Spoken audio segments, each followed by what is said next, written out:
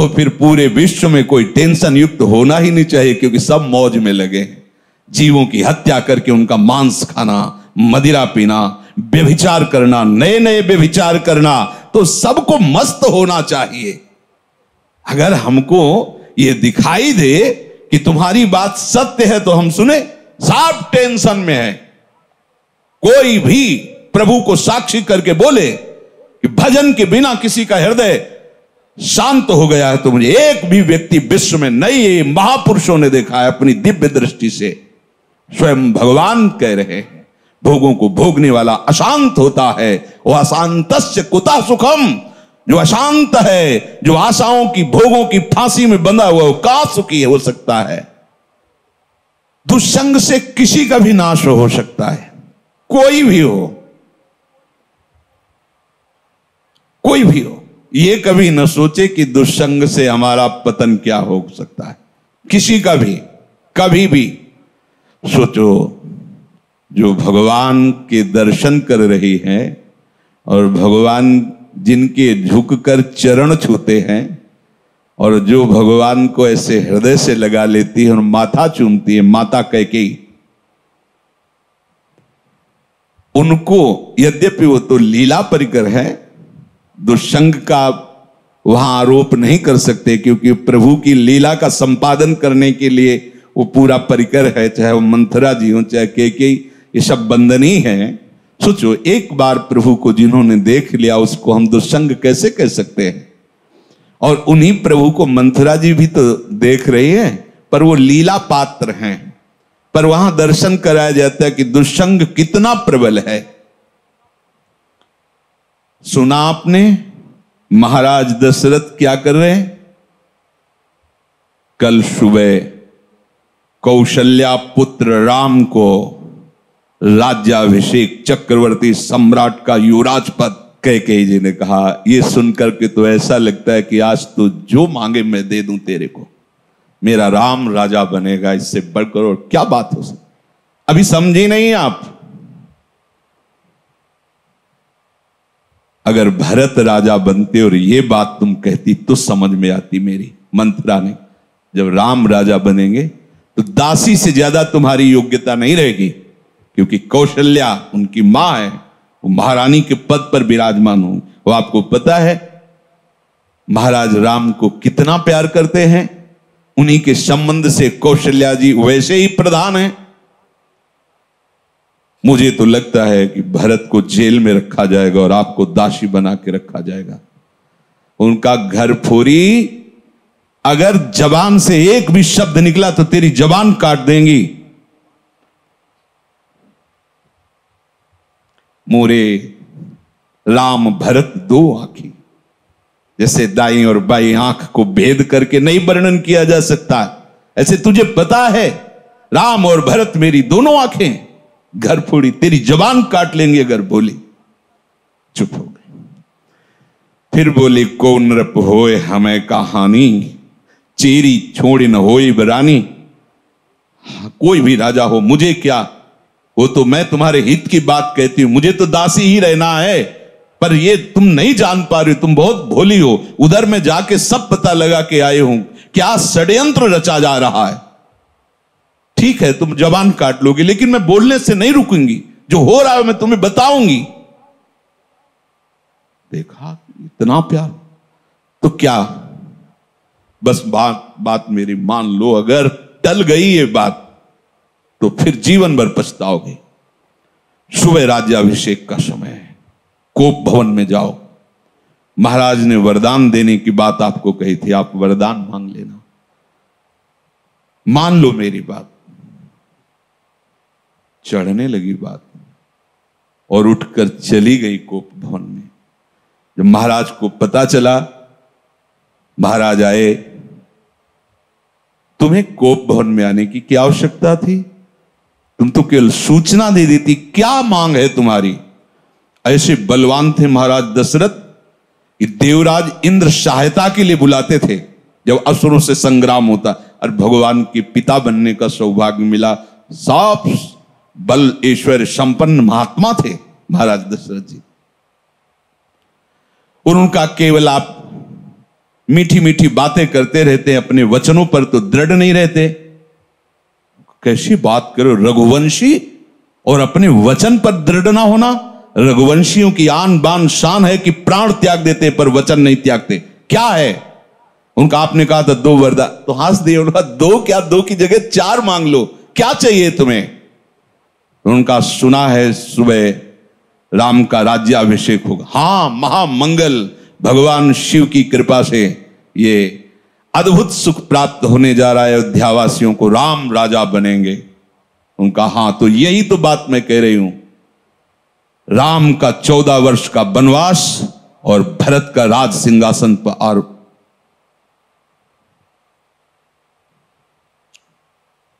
महाराज सोच भी नहीं सकते थे, ऐसी अवाक रह गए, ये क्या? बस यही तो हम कह रहे हैं ना, मीठी मीठी केवल बातें करते हो। दशरथ जी ने कैकेयी जी के चरणों में हाथ रखा, वर्णन आया है, और कहा मेरे प्राण मांग लो तो देने में मैं हिचकूंगा नहीं, लेकिन राम को वनवास ऐसा मत करो। सुबह होते ही मैं भरत को बुला करके राजगद्दी दूंगा, आप कहोगी तो मैं राम और कौशल्या के साथ एकदम एकांत हो जाऊंगा, पर मेरे राम को वनवास। बस हम यही तो कह रहे थे कि मीठी मीठी केवल बातें। आप एक तरह से मूर्छित हो गए महाराज। क्या हुआ देखो, कितना आनंद मंगल होने वाला था, कैसा कुशंग ने स्वयं कैकेयी जी को भी वैधव्य सहना पड़ा। और जो नेत्रों का परम लाभ है, 14 वर्ष तक उस लाभ से वंचित रहे प्रभु से। दुष्संग हरि गुरु से ऐसे क्षण में अलग कर सकता है। बहुत जैसे सत्संग में सामर्थ्य है कि लौ मात्र का सत्संग स्वर्ग और भोग मोक्ष आदि का त्यागी बना सकता है, तो ऐसे कुसंग भी कम नहीं है। अगर वो सही कुसंग मिल जाए तो परम पद से भी भ्रष्ट करने का वो मार्ग रच सकता है। इसलिए कह रहे कि दुस्संगः सर्वथैव त्याज्यः। किसे हम समझे कि दुस्संग होने जा रहा है? तो शास्त्र कहता है यद्य सद्भिः पथि पुनः शिष्णोदर कृतोद्यमैः आस्थितो रमते जंतुस् तमो विशति पूर्ववत् सत्यम शौचम दया मौनम बुद्धि स्त्रीर्हीर्यशः क्षमा समो दमो भगश्चेति यत्संगाद्याति संक्षयम ते स्वशान्तेषु मूढ़ेषु खंडितात्म स्वसाधुषु संगम न कुर्याच्छोच्चेषु योषित क्रीड़ा मृगेषु च। जो केवल रसेंद्री के स्वाद में और जनेंद्री के भोग में है, उसका कभी भी संग नहीं करना चाहिए। शिष्णोदर कृत्योद्यमई, जिसका सारा का सारा उद्यम केवल 2 इंद्रियों के पोषण में है, अच्छा अच्छा खाने को मिले और भोगने को मिले, सबसे बड़ा कुसंग। ये भगवद वाणी। यद सद्भिः पथि पुनः, सतमार्ग में चल दिया है पर पुनः वो भ्रष्ट हो जाएगा। यद्य सद्भिः पथि पुनः शिष्णोदर कृतोद्यमई, जो केवल अच्छा अच्छा खाने को मिले और भोग भोगने को मिले जनेंद्री से, इतना ही उद्यम है। प्राय देख लो, इतना ही उद्यम है। खूब कमाओ और खाओ और भोगो, बस इतना ही जीवन है लोगों की। बच्चापन से लेकर और मृत्यु तक केवल इतनी ही चेष्टा है, खूब भोग संग्रह करो और उनको भोगो और मर के दुर्गति प्राप्त करो। शिष्णोदर कृतोद्यमई, जिनका उद्यम, जिनका प्रयास केवल 2 इंद्रियों के पोषण में है, ये खाया जाए, ये खाया जाए, ये पिया जाए, ऐसे भोग किया जाए, ये घोर कुसंग है भगवत प्राप्ति के मार्ग में। जो भगवत मार्ग में आगे बढ़ना चाहता है, संगम त्यजेत मिथुन व्रतिनाम मुमुक्षुः सर्वात्मनान विसृजेत बहिरिंद्रियाणि एकश्चरण रहश्चित्तमनंत से युंजीत तद वृत्ति सुसाधुश्चेत प्रसंग।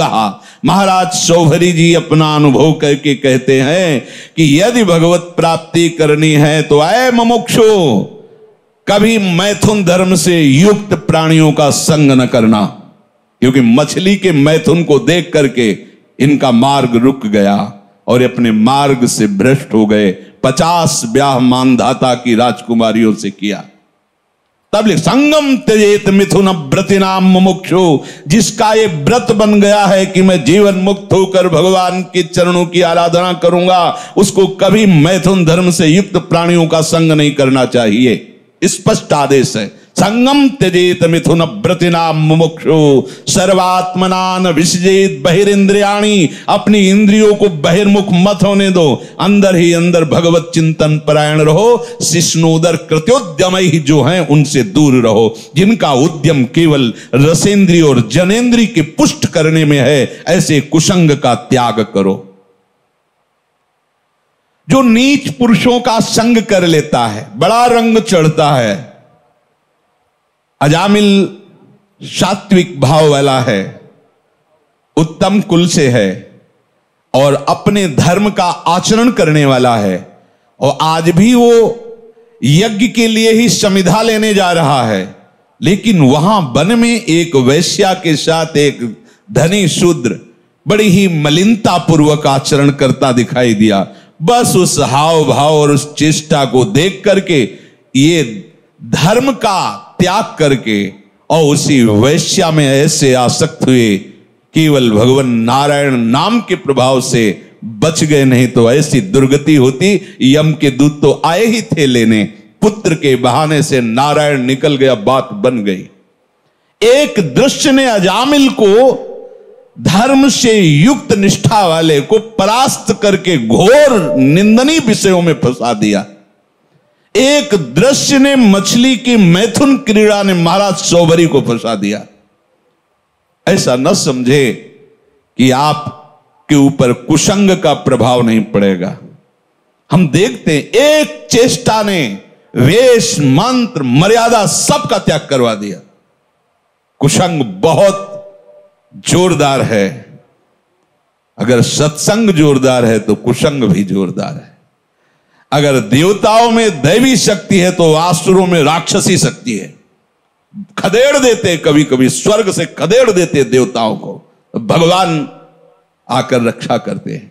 ऐसे ही खदेड़ देता है दुस्संग कभी कभी सत्संगियों को, दौड़ा देता, भगा देता है। बहुत बड़ा बल है। ये दुष्ट जन ऐसी प्रेरणा देते हैं। इनके संग से ध्यान दीजिए, सत्यम शौचम दया मौनम बुद्धि श्री धीर यशा क्षमा समो दमो भगश्चेति यत् संगाद्याति संक्षयम। जहां इन दुष्ट पुरुषों का संग मिला, सत्य गया, सत्य मार्ग छूट जाएगा। ऐसा है बहुत। जैसे सत्संग की महिमा है, ऐसे दुस्संग की महिमा है।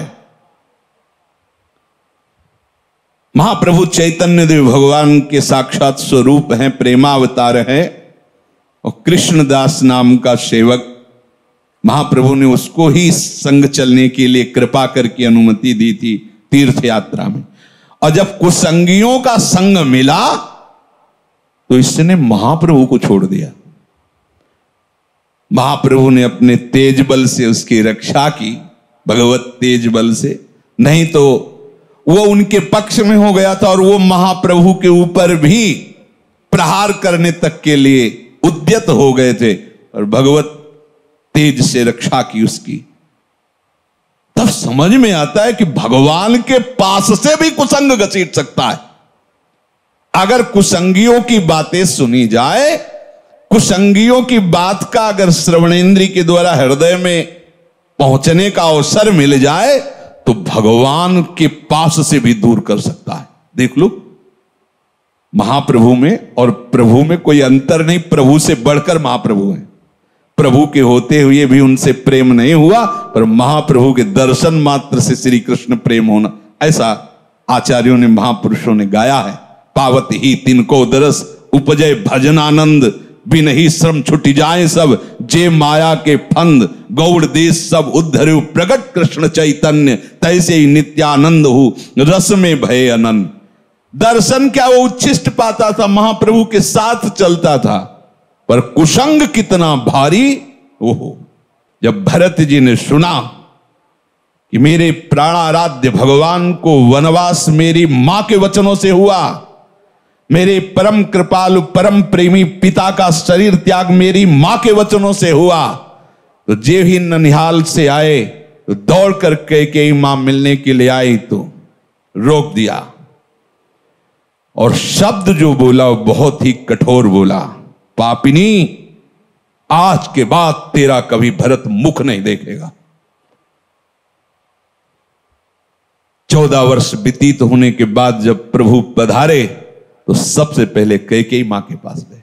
बड़े करुणा में मर्यादा पुरुषोत्तम, हृदय से लिपट कर कैकेयी जी रोई और कहा, बेटा एक इच्छा है, जब से ये लीला हुई तब से आज तक भरत ने कभी मां नहीं कहा, तुम आदेश करोगे तो एक बार वो मां कह देंगे तो मेरा हृदय जो जल रहा है शांत, एक बार केवल मां कह दे।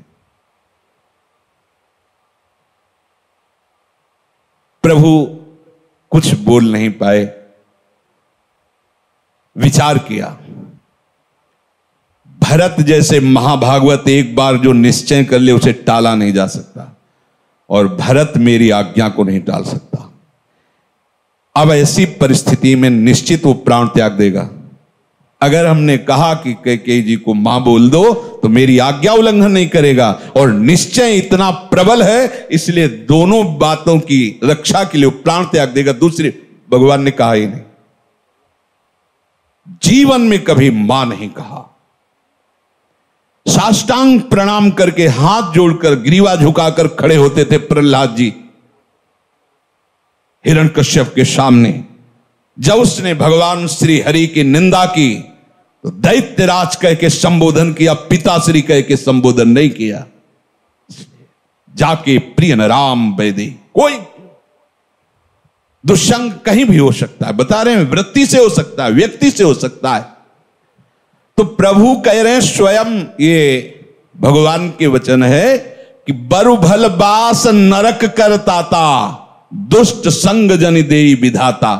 भले नरक का वास हो जाए तो अच्छा है, उससे पाप क्षीण होंगे, लेकिन दुष्ट का संग ठीक नहीं। दुष्ट का वास, दुष्ट का संग, दुष्ट से मित्रता, दुष्ट से संभाषण बिल्कुल ठीक नहीं। बरुभल बास नरक करता, भले नरक में हमें वास मिले लेकिन दुष्ट का संग ना मिले।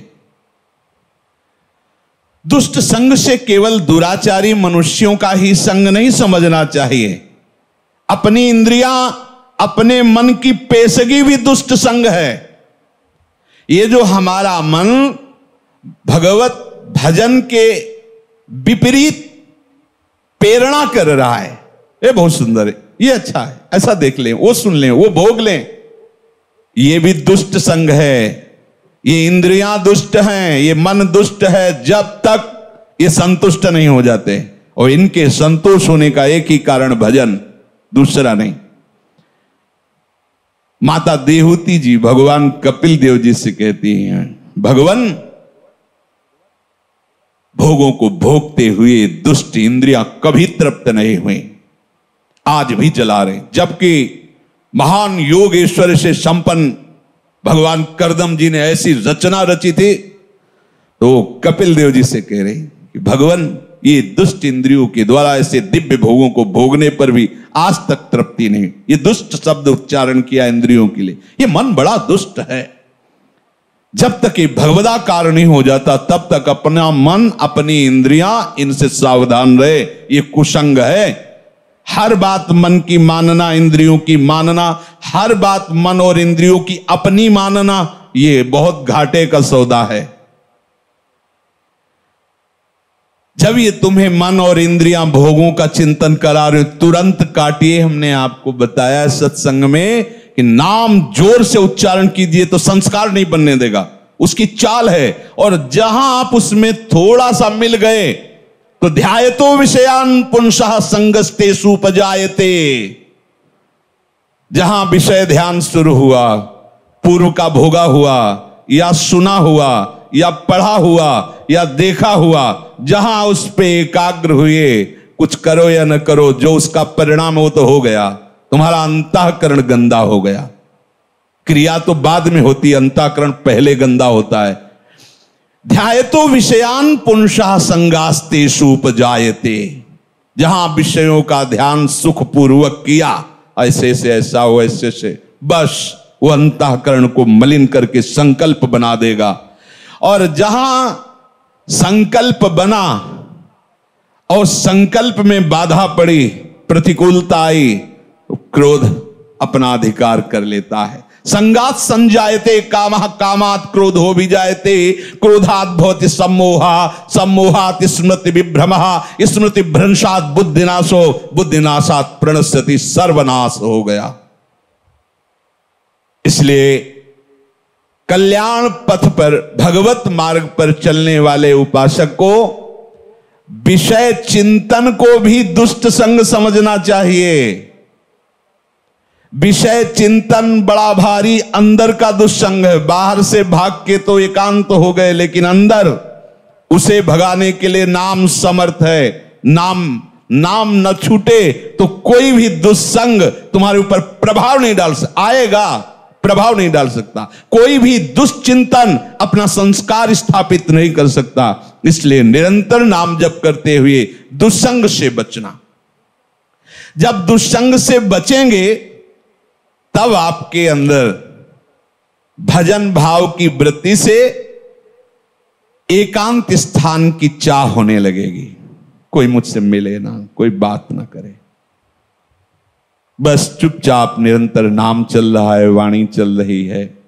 स्वाध्याय अत्यंत आवश्यक है। अगर आप थोड़ा भी हिंदी पढ़ लेते हो तो आपको स्वाध्याय जरूर करना चाहिए। आस्तिकता की आधारशिलाएं, साधक में साधुता, प्रेम दर्शन, श्रीमद् भागवत, श्रीमद् भगवत गीता जी। बिल्कुल संप्रदायवाद की बात मत करो, सीधे जैसा कहें वैसा चलो। इन वाणियों के पढ़ने से तुम्हें समझ में आएगा कि परमार्थ किसे कहते हैं। ये बहुत ऊंची बात है, प्रेम की बातें, प्रेम की ऊंची ऊंची करते हैं, और बस स्थिति कहां है अपने अपने हृदय की देख लो। हमें स्थिति चाहिए, बातें नहीं।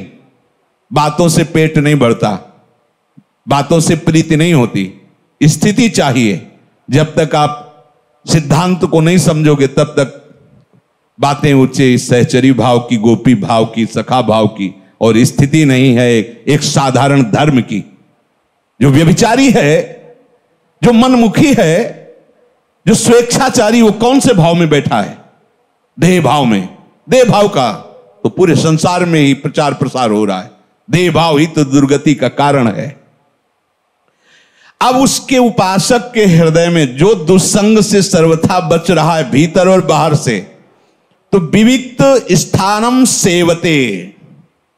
जैसे आप यहां बैठे हो, आप एकांत में हो, एक के सिवा कोई चर्चा नहीं, एक के सिवा कोई गान नहीं, एक के सिवा कोई सेवा नहीं, एक के सिवा कोई वार्ता नहीं, उसे एकांत कहते हैं। एकांत का मतलब किसी कमरे में या गुफा में बैठ जाना नहीं। अगर वहां है और दुस्संग निवृत्ति का तुमने उपाय नहीं जाना तो वही दुस्संग हो जाएगा। अंदर से ही दुस्संग अकेला बैठे बैठे अपने आप को फंसा देगा। और इतनी सभा बैठी, इस समय सब कहां हो? केवल सत्य में हो। सत्य ही वो एक है, और उसी एक में स्थित रहना एकांत कहते हैं। एक के बाद और कोई स्मृति ना ना, उसे एकांत कहते हैं। और एक ही वो परमात्मा है। एको हम बहुश्यामा, वही बहुत रूपों में, यही जान जाना, संसार से मुक्त हो जाना है। तो यो विविक्त स्थानम सेवते, उसके हृदय में एकांत स्थान के सेवन का भाव आता है। एकांत स्थान से सीधे हम बहिर्मुख हैं तो बाहर बात चली जाती है, कहीं किसी नदी के किनारे, कहीं किसी जंगल में, कहीं किसी गुफा में। नहीं, उसका अब एक प्रभु के सिवा और कोई चिंतन न हो, ऐसा भाव आता है। इसके लिए हमें दुष्संग से बचना है, पर दुष्संग से बचने के लिए सत्संग अनिवार्य है। अगर सत्संग नहीं तो दुष्संग की पहचान ही नहीं हो पाएगी, दुष्संग से बचाव की कला ही नहीं आएगी। तो कहते हैं यो लोक बंध मुन्मूलयति, जिसने लौकिक रिश्तों को बिल्कुल तोड़ दिया है। बहुत खतरनाक ये संबंध है, लौकिक संबंध। यो लोक बंध मुन्मूलयति। एक सन्यासी जी वाराणसी में हमें मिले थे। उनका परिवार एक गांव है कानपुर जिले में, वहां से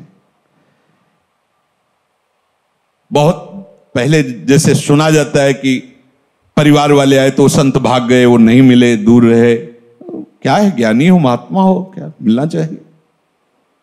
पर यह बात जो महापुरुषों के जीवन से में समझ में आती है कि चाहे जितना हम दूर रहें उनसे, पर मायाकृत संबंध का ऐसा संस्कार बैठ जाता है कि ये हमारे भाई हैं, ये दिमाग में रहता है। भले वो शिष्य बन जाएं, पर गुरु भाव गौड़ होगा, मुख्य भाव होगा कि मेरा छोटा भाई है या बड़ा भाई है, मेरे ताऊ हैं या काका हैं या चाचा है या जीजा, जो भी लौकिक संबंध। वो प्रयाग में घाटों में मिलते थे, विश्वनाथ जी का प्रसाद दिया करते थे। स्वामी जी बहुत चिंतित दिखाई देते थे।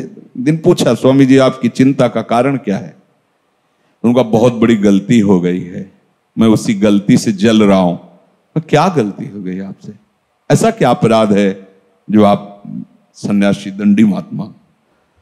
तो उनका क्या है कि जब से हम सन्यासी बने 2500 वर्ष हो गए, तो छोटा भाई मिलने आया करता था, तो हमें कुछ ना कुछ दक्षिणा मिलती थी, तो उसे एकत्रित किए थे। तो उस समय उन्होंने कहा 90,000 रुपया हमारे पास थे। उसने आके रो के कहा कि बेटी का ब्याह है और मुझे दे दीजिए, तो कुछ व्यवस्था करा दीजिए। तो हमें लगा कि कन्या का ब्याह, कोई बात नहीं, दे दिया। ब्याह हुआ, दूल्हा मर गया ब्याह के बाद ही। अब जब हम अपने बड़े जनों से बात की तो उनका तुम्हारे द्वारा एक कृत्य जो हुआ बहुत गलत हुआ। विरक्त का जो पैसा होता है वो जहर होता है, वो गृहस्थ का नाश करने वाला होता है। तुमने ऐसा कैसे कर दिया? ये तुम्हारे पैसे का प्रभाव है किसकी? बोले तब से मैं जल रहा हूं, अब इसका क्या उपाय हो सकता है? मेरे द्वारा बहुत बड़ी गलती हो गई। ये जो लोक संबंध है ये बड़ी ऊंचाई से घसीट लेता है। भजन के लिए कोई भी भजन करो। पुराने गंगा किनारे आश्रमों में जो संत जन रहते थे, हमने देखा कि उनके जब घर के लोग मिलने के लिए आते तो ऐसे बाहर आकर के बुर्गुज होते हैं ना गंगा के किनारे से, घाट के जो ऐसे चबूतरा, उनमें बैठ जाते ऐसे और कहते कि देखो भाई हमारे यहाँ कुटिया का गुड़ भी मत खाना, क्योंकि गांव में गुड़ ही आदि ही रहता, गुड़ भी मत खाना, जो लाए हो पाना और गंगा जल पीना, चले जाना। यहाँ आश्रम का एक भी वस्तु स्वीकार मत करना, तभी तुम्हारा मंगल होगा। उन महापुरुषों ने जो अनुभव किया उसे अपने लोगों को धारण करना है। यो लोक बंध मुन्मूलयति, अहेतु की कृपा हुई हम भगवत मार्ग में चले, और अगर चूक गए तो फिर बहुत गड़बड़ हो जाएगा। ये बहुत दूरी से घसीटते हैं परिवार वाले। हाँ, यदि आप हमें अपना मानते हो तो हमारे प्रभु को अपना मानकर बैरागी बनकर भजन कीजिए, भजन मार्ग में चलिए। आप गृहस्थी में हो तो आशा मत रखिए कि यहां से एक चुल्लू जल भी तुम्हें मिल जाएगा। अगर संबंध में मिठास रही तो गिरा देंगे, पक्का समझो। ओ महाराज जी बस इतना सहयोग हो जाए, हम अगले साल की फसल बेच करके आपको सब दो, जिंदगी में वापस नहीं होंगे। वो भी गए, वो भी अपने धर्म से गए। बहुत बचने की जरूरत है। कहीं ना कहीं हमारे अंदर ये रहता है कि ये मेरे भाई हैं, कहीं ना कहीं रहता है हमारे पिता हैं, ये हमारी माता है। और जब वो अपनी गाथा गाएंगे आके, तो कहीं ना कहीं जो मोह का प्रभाव सत्संग से दबा था वो प्रकट हो जाएगा। और ये सब बराबर क्षमता रखते हैं, काम क्रोध लोभ मोह मद मत्सर, कोई भी घसीट कर तुम्हें वहीं पहुंचा सकता है। इसीलिए यहां आदेश कर रहे हैं, यो लोक बंध मुन्मूलियत, जड़ से उखाड़ दो, संबंध ही नहीं।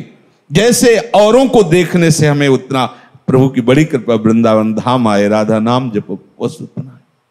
अगर ये कि ये मेरे और विशेष तो भगवत संबंधी होना चाहिए। नाते नेह राम के मनियत, सुहृद सुसेव्य जहां लो। अगर शरीर संबंध विशेष है तो अभी तुम शरीराभिमानी हो, विशेष तुम्हारे लिए वही हो गया। अगर भगवत भाव में हो तो भगवत भक्त विशेष होगा, ना कि शरीर संबंध विशेष होगा। ये अंदर देखने की बातें हैं, बाहर की नहीं। जो लौकिक समस्त बंधनों को जड़ से उखाड़ के फेंक देता है, इसमें लिखा है मुन्मूलयति, जड़ से उखाड़ फेंकना, कोई संबंध नहीं। ये शास्त्र हमें मुक्त करने के लिए कृपा करके वर्णन करता है। वही गुरु शासन कृपा करके होता है। आप ऐसे बात नहीं करोगे, आप ऐसे, अगर मिलना है तो आप हमसे पहले अनुमति लीजिए और कई मिनट मिलेंगे और यहां मिलिए, यही बात। इसका मतलब क्या है? तुम कोई बहुत बड़ी उनके लिए सुख वाली वस्तु थोड़ी हो कि तुम चले जाओगे तो उनका सुख चला जाएगा। नहीं, तुम्हारे सुख के लिए तुम्हारे लिए विधान बना, नहीं, ऐसा नहीं। हां, वो अपनापन रखते हैं, देख ले तुम जीवित हो, स्वस्थ हो, भजन परायण हो, बस दूर रहो, तो तुम्हारा भी कल्याण हो जाएगा और उनका भी कल्याण हो जाएगा। और अगर मोह बनाए रखे तो न तुम्हारा कल्याण होगा न उनका कल्याण होगा। इसे यो लोक बंध मुन्मूलयति, जड़ से उखाड़ फेंको इस संबंध को आंतरिक भाव से। और एक दिव्य संबंध जो हमारा स्थायी है, सब मेरे मेरा प्रभु रमा हुआ है, हम उसी भगवत भाव से सबका पूजन करें। अगर भगवत भाव नहीं है, वो आप जानते हैं, और ये है कि ये मेरा शरीर संबंधी है, तो उदासीनता अत्यंत आवश्यक है। उदासीनता ही उसकी जड़ को नष्ट कर देगी, ना मैत्री ना शत्रुता। उदासीनता, जिसे हम जानते हैं, ऐसे भाव हम जानते हैं पर हम जानते ही नहीं, ऐसे भाव से